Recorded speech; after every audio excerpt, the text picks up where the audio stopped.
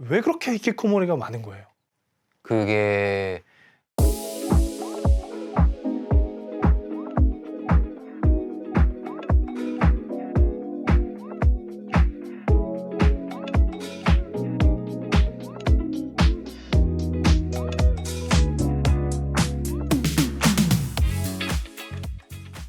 네, 안녕하세요.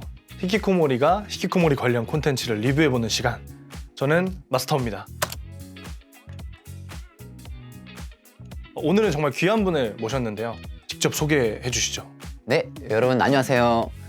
저는 히키코모리 경험은 없지만 운전 경험이 있으신 분들하고 함께 하고 있는 오크사 미노루라고 하는 일본 사람입니다. 반갑습니다. 이렇게 오늘 일본 분이 오신다고 해서 저희가 이렇게 스튜디오를 준비해봤습니다. 너무 신기하네요. 이게 일본에 이렇게 물건들 막 있으니까 미노루상의 어떤 그 시대랑 좀 맞나요? 어때요? 조금 그 전인 것 같기도 하지만 제 시대에 뭐 저렇게 마츠다 세이코라던가 뭐 그런 비슷한 것들도 있고 되게 재미있습니다. 히키코모리 지원을 한 지가 얼마나 되셨죠? 11년 정도 됐습니다. K2 인터내셔널 만나게 되었고 그 K2가 한국에 오면서 일을 하게 된 것이 계기였습니다. 모르시는 분들 위해 설명드리면 제가 이제 은둔에서 벗어날 때 미노루상에 계셨던 K2 인터내셔널 코리아의 도움을 받았고 그 뒤에 저도 이제 직원으로 같이 재직을 하게 됐었어요.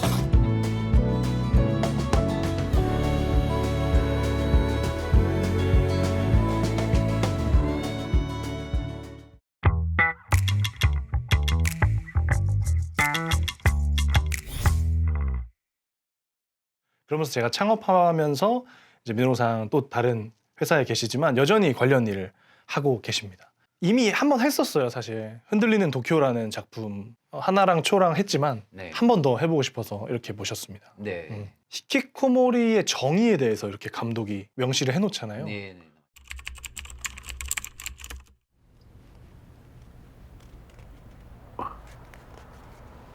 10ヶ月10年10年間僕は家の中で暮らしている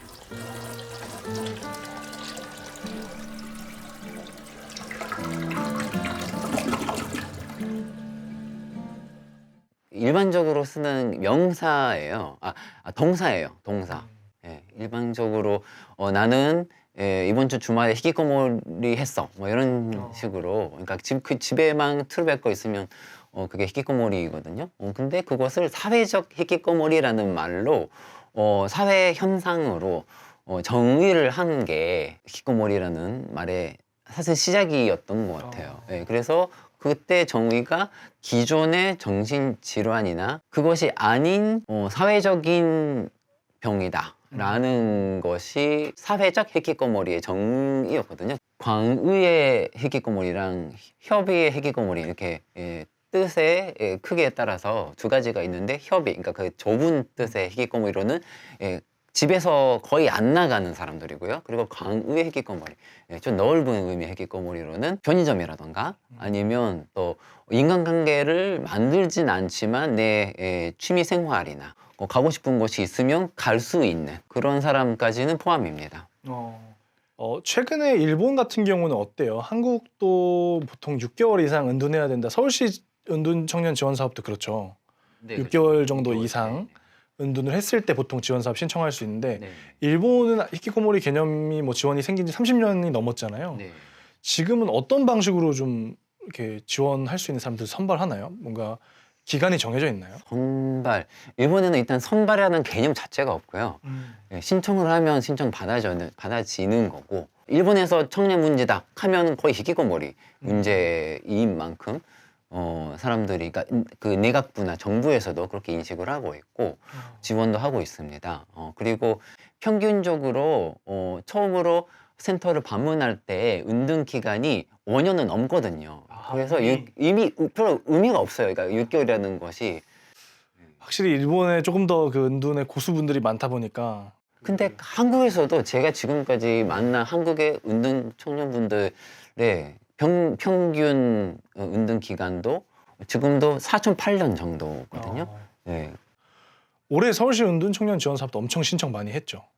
네네, 많이 했죠. 몇 명 정도 지금 혹시 된지 아세요? 1000명은 넘었던 걸로. 1000명 네. 넘었군요. 네네.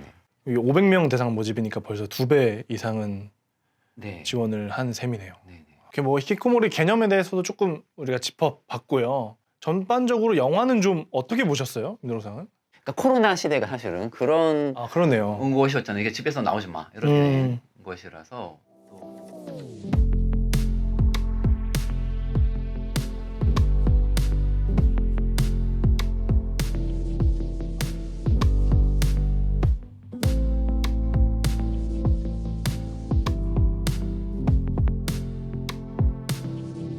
그런 시대가 온다라는 것을 알고 계셨는지. 규모가 정말 많이 추정이 되고 있잖아요. 그렇죠. 뭐 50만, 60만 정도 추정이 되고 보통 가족도 같이 고통을 받으니까 네. 100만 명 이상 고통을 받고 있다고 봐야 될 것 같고 일본은 요즘 몇 명 정도 되는 것 같아요. 일단 통계상으로는 140만 명 정도라는 게 숫자로는 나와 있어요. 최근에 통계. 구독자가 140만 명 있는 것도 진짜 많은 건데 그러니까 정말 유명한 유튜버의 구독자 전부가 은둔하고 있다고 보면 되겠네요. 그렇죠. 그 영화에서 거기가 시부야 거리인가요? 스크램블 교차점이라고 해서 그러니까 그 오고리가 일본에서 특히 도쿄에서 가장 사람이 항상 많고 한번 그 신호가 바뀔 때마다 3,000명이 왔다 갔다 한다라는 거리거든요. 그래서 거기는 항상 사람이 많은데 그 거리를 텅 빈 거리로 만들어서 촬영을 했더라고요. 그래서 그만큼 그러니까 그 주인공이 그 거리로 나갔을 때 아무도 없는 거예요. 그만큼 아무도 집에서 안 나오게 되었다라는 거를 묘사하고 싶었던 것 같아요. 왜 그렇게 히키코모리가 많은 거예요? 그게 굉장히 한국과도 되게 비슷한 맥락인 것 같은데요. 한국 사람도 일본에 가서 조금이라도 일본의 분위기를 접하셨다면 조금 느끼셨을 수도 있는데 일본 사람은 굉장히 말을 잘 표현을 안 해요. 그런 문화거든요. 그걸 뭐라고 하지 않나요? 그런 문화 자체를? 쿠키오 요무. 쿠키오 요모 눈치를 본다? 쿠키오 요무. 공기를 읽는다. 쿠키를 읽는다. 그러니까 그 자리가 가진 공기. 내가 생각하는 옳음으로 모든 거를 밀어붙이게 될 때가 있어요. 특히 부모와 같은 그러니까 어느 정도의 절대 권력이 있는 경우나 학교 같은 곳에서나 사회에서 그래서 그러면은 밑에 있는 사람은 공기를 잘 읽는다면 거기서 내가 하고 싶은 말을 잘 못하는 거죠. 일단 눈치를 보는 문화가 있다라는 말씀이신 건데 왜 눈치를 많이 보는 문화가 생긴 건가요? 일단 일본은 섬나라잖아요. 그 탄민족과 접한 경험이 거의 없어요.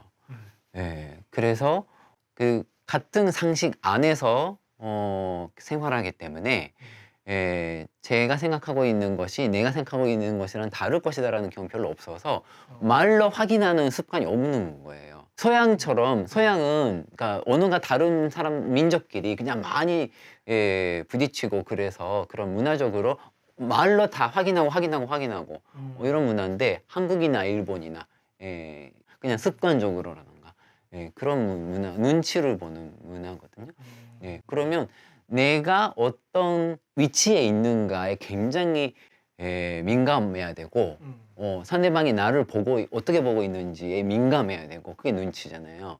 그래서 나는 가치가 있는 사람인가 지금 이런 말을 해도 되는가 안 되는가 특히 어렸을 때 그러니까 부모가 그렇게 세상에 대해서 사양하고 사는 말을 못하고 참고 사는 삶을 살고 있는 경우에는 자녀도 그거를 따라하거든요. 그래서 막 하고 싶은 말을 부모님한테도 못하고 친구한테도 못하고 살게 돼요. 도망갈 길을 찾았지만 결국 미로를 만들었네. 누구와도 내 모습과도 잘 지낼 자신은 없어. 내 삶의 주인은 내가 아냐.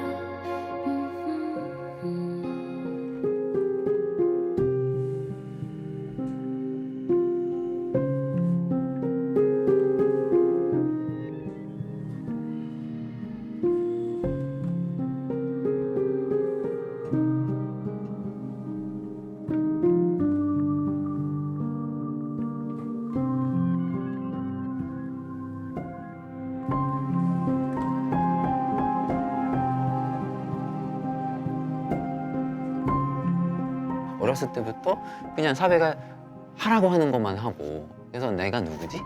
예, 내가 뭐 하고 싶은 거지? 이런 거를 모르고 어른이 되었다가 어른이 되었는데 난 내가 텅 비어 있네? 이런 게 굉장히, 그러니까 은둔하고 있지 않더라도 굉장히 많은 거라고 생각을 해요. 그러니까 이 영화에서도 그런 거를, 그러니까 사람이 은둔할 수밖에 없는 그런 세상을 묘사하고 있는 것이 아닌가라는 생각이 들었어요.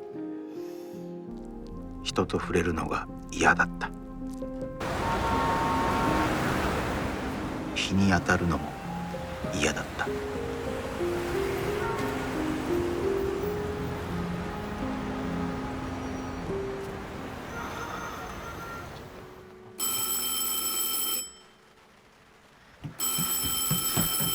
りがとうございます。誰にだって口聞けんだもんな。え？お前みたいな野郎はな、両手両足切り刻んでよ、刺身にしてやるぞこの野郎。え？ごめんなっつってんだろうがこの野郎よ。ろくに配達もできねえくせによ、2週間分の日当出してもらっただけでもな、ありがてえと思えよこの野郎。てめえだけ傷ついてるな、すごいでいくかこの野郎。ふざけんなよ俺。俺はな、お前の何倍もナイーブなんだこのクソ野郎は。ああくそ。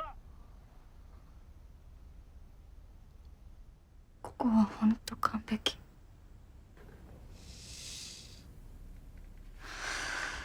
これは本当最悪。 우리가 봤을 때 일본 사람들이 되게 친절해 보이는 경우도 많거든요. 네. 아, 뭐 항상 아, 도저 도저 해서 계속 네, 네. 뭔가 아, 괜찮다고. 네, 네. 하지만 사실 안 괜찮은 경우들도 많은 거예요. 그렇죠. 어. 참고 있거나. 저도 하고 싶은 말을 잘 못하는 사람이기 때문에 어렸을 때부터 계속 조금 많이 아이 경향이기도 하고 참고 살았죠. 그래서 저는 어렸을 때가 제일 힘들었어요. 예, 점점 크면서 조금씩 편해졌는데 어렸을 때가 제일 힘들게 살았던 것 같아요. 친구 만날 때도 항상 친구한테 치여서 예, 그냥 당하기만 하는 느낌이었어요.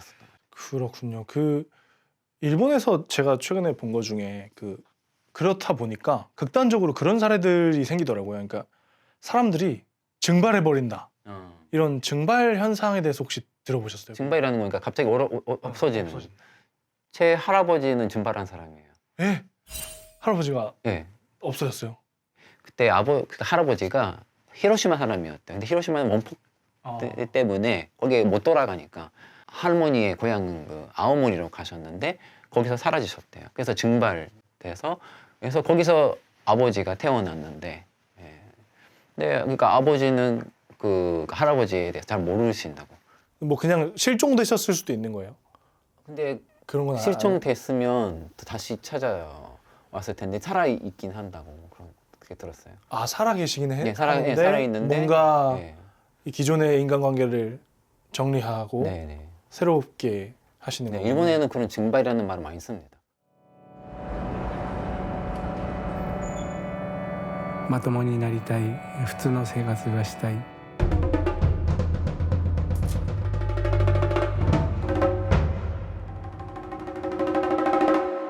父から引き継いだ会社でうまく回らなくなってきて一族の恥やっていう風な感じは僕は思ってしまったんですよね。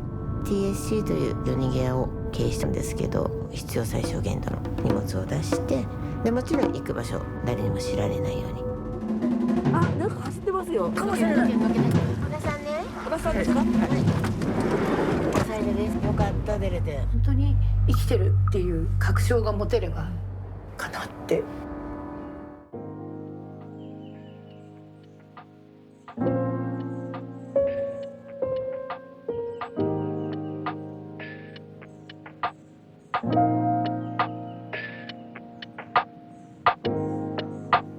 스트레스를 한계치까지 버티다가 그런 선택을 해버리는 건 아닐까?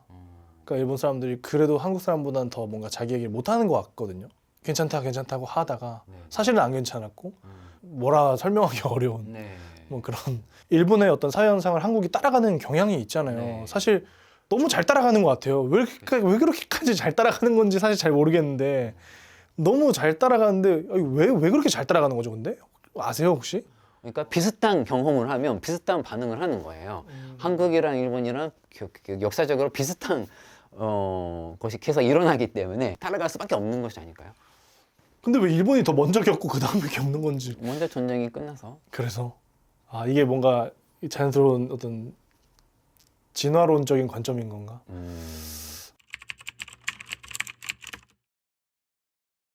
일본 사람들에게만 물어볼 수 있는 것 같아요. 영화가 결국 지진이라는 큰 소재가 있잖아요. 네. 지진을 실제로 좀 많이 겪어보셨나요? 그 질문을 받으면 웃음이 나와요. 아 그래요? 지진을 안 겪어본 일본 사람 단 한 명도 없을 거예요. 겪어봤는지가 아니라 어느 정도 큰 거를 겪어봤는지를 봐요. 거의 뭐 김치 먹으세요 이런 느낌인가요? 그렇죠, 그렇죠. 네, 한국 사람한테 김치 먹어본 적이 있어요? 하면은 좀 말이 안 되잖아요. 그러니까 얼마나 좋아하냐를 물어봐야 되고 무슨 김치 좋아해야 되냐 그렇죠, 물어봐야 그런 되고. 거를. 예. 흔들리는 도쿄에서의 지진 강도는 얼마나 되는 것 같으세요 그러면?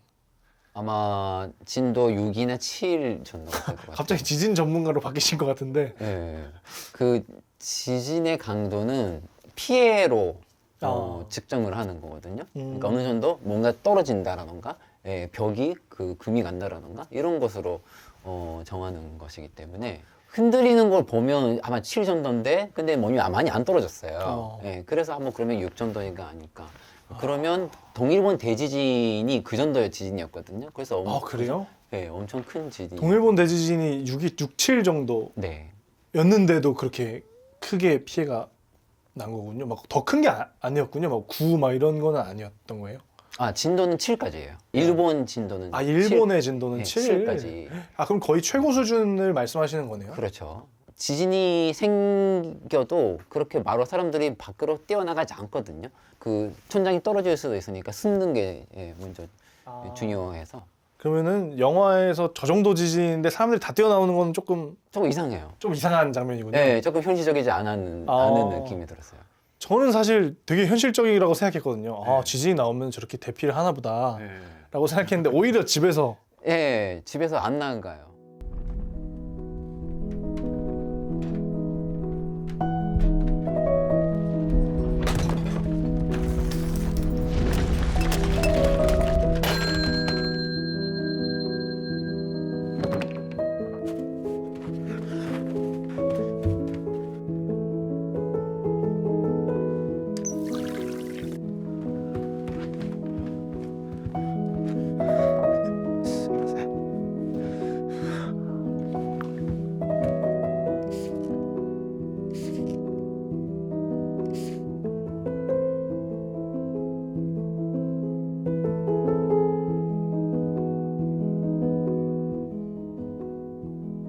민호상 지진 실제로 그 가장 세게 겪어보신 게 동일본 대지진. 동일본 대지진 때 어디에 계셨어요? 그게 사상 최고의 지진이었고 저는 요코하마에 있는 집에 있었어요. 그래서 이 요코하마의 진도는 진도 5강이었거든요. 제가 겪어본 지진 중에서 가장 큰 지진이었어요. 근데 그 정도면 진짜 어떤 생각이 들어요? 난 오늘 죽겠구나 라고 생각해서 일본 사람은 언젠가는 난 지진 때문에 죽을 수 있겠다라는 생각을 그 각오를 하고 살아요. 네, 그래서 아 그날이 왔구나 라는 게 그 순간에 내가 느낀 거였거든요.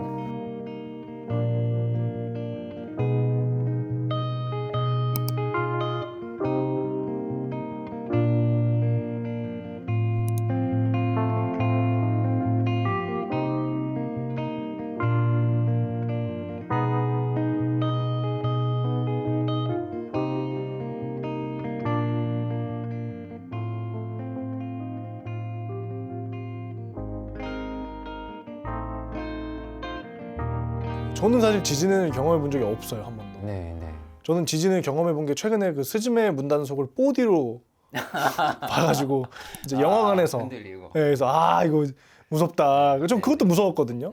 경보음이 되게 무섭더라고요. 아, 한국도 뭐 이렇게 뭐 경보 울릴 때 시끄럽지만 일본 게 더 무서운 것 같아요.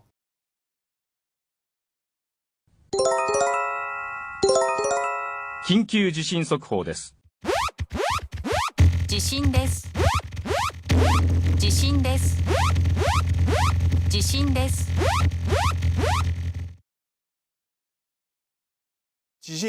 지진데스 이렇게 하는 게 그게 진짜 제 몸에도 트라우마로 남아 있어서 그 소리를 지진데스 그 소리 들으면 몸이 경직되고 그때가 다시 몸 안에서 재생이 되는 느낌이에요.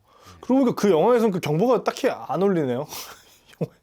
그때는 없었어요. 아 그때는 없었어요? 없었어요.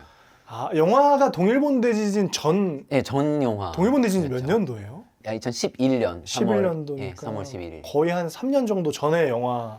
그렇죠. 처음에 은둔을 극복해서 K2라는 곳에 갈까 말까 그 신청할 때도 평소보다도 뭔가 더 심장이 뛰고 뭐부터 해야 되지? 방 계약을 빨리 해지해야 되는데 뭘 해야 되지? 진짜 복잡했던 것 같거든요. 그런 심정이 영화 속에 그냥 드러나 있다라고도 보면은 굳이 이게 뭐 진도 7의 지진이다 이런 얘기를 할 필요는 없을 수도 있겠네요. 오늘 어떠셨나요, 민호상?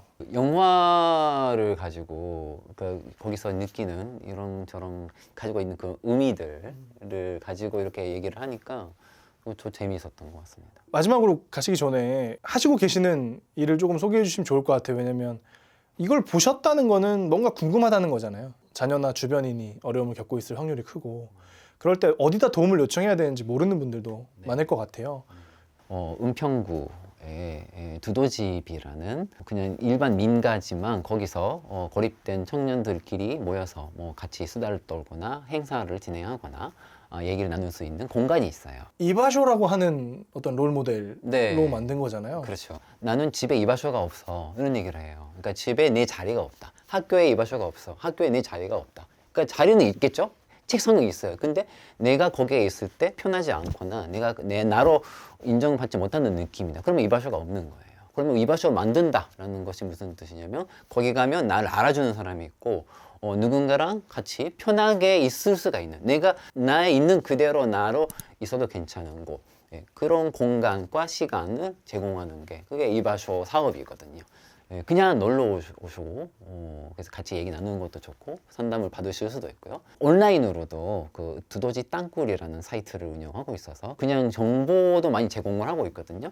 저희 회사 초반에 두더지 땅굴이라는 이름까지는 같이 만들고 그 다음에는 크게 또 같이 많이 못한 것 같아서 좀 아쉽기도 한데 저희가 운영하고 있는 쉐어하우스도 하나의 이바쇼지만 여기는 거주자들이 있다 보니까 상대적으로 개방적이진 않거든요. 근데 두더지 땅굴 같은 경우에는 거주를 하는 형태는 아니기 때문에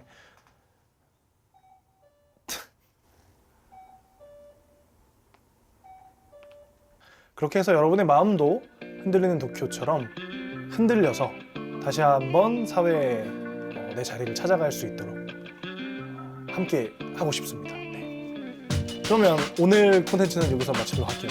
네. 인사를 일본어로 할까요? 세노 마타네.